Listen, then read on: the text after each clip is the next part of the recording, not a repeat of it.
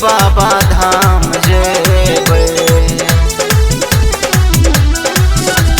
सावन के पावन महीना में धनी बाबा धाम जेबै।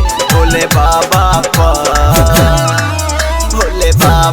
पर जलवा चढ़ेबै। धनी बाबा धाम जेबै। भोले बाबा पर जलवा चढ़ेबै। धनी बाबा धाम जेबै।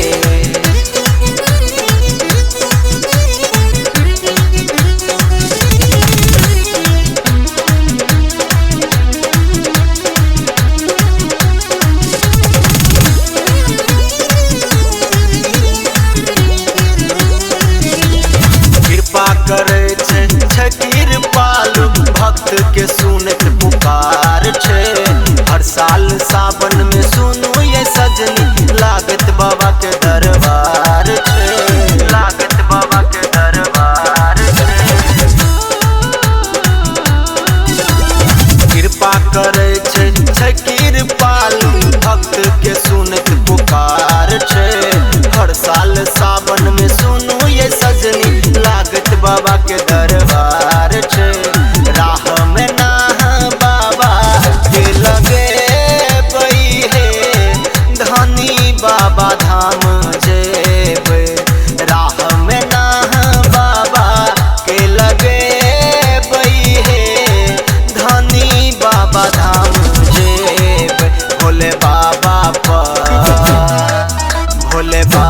पर जलवा चढ़ेबै। धनी बाबा धाम जेबै। भोले बाबा पर जलवा चढ़ेबै। धनी बाबा धाम जेबै।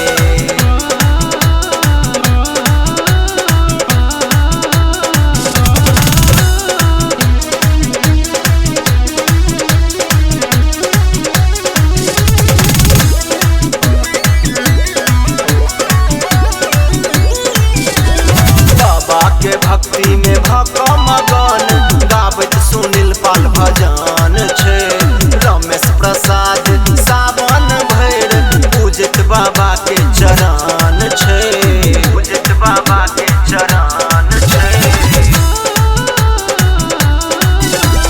बाबा के भक्ति में भक मगन गाबैत सुनील पाल भजन छै।